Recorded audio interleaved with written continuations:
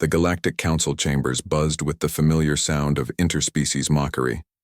Ambassador Cathara of the Vraxian Empire adjusted her crystalline exoskeleton as she addressed the assembly, her voice carrying the characteristic clicking undertones of her species.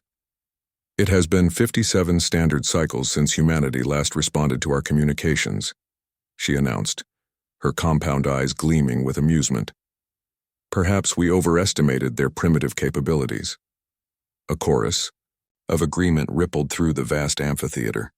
The Zephyrians' melodic laughter chimed like wind through metal pipes, while the massive Gorvani delegates rumbled their approval in deep, earth-shaking tones.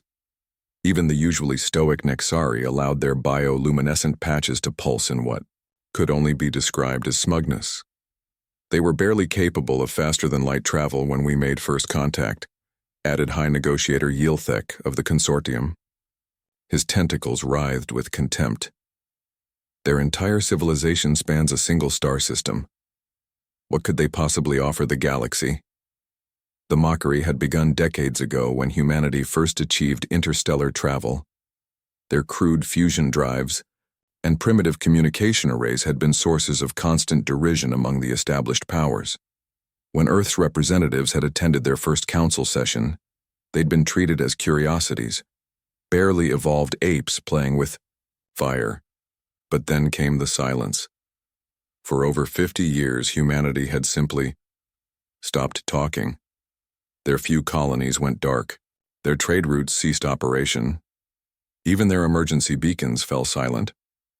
To the galaxy, it seemed as though the human experiment had finally ended in predictable failure.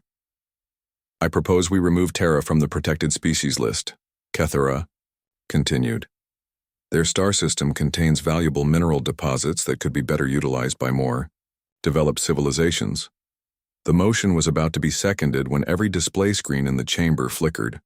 Emergency alerts cascaded across the holographic interfaces as the Council's most advanced sensor networks registered something impossible.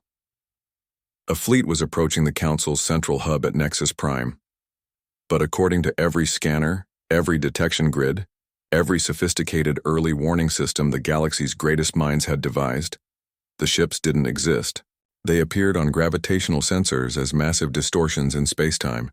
Energy detectors registered power signatures that dwarfed entire star systems. Yet optically, visually, electromagnetically, there was nothing there. Ghost ships. The first vessel materialized just beyond Nexus Prime's outermost defense grid. Where empty space had been moments before, a behemoth of impossible design suddenly existed.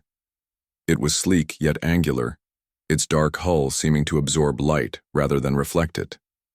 Strange energies danced along its surface in patterns that hurt to look at directly. Then another appeared, and another. Within minutes, hundreds of these phantom vessels surrounded the station.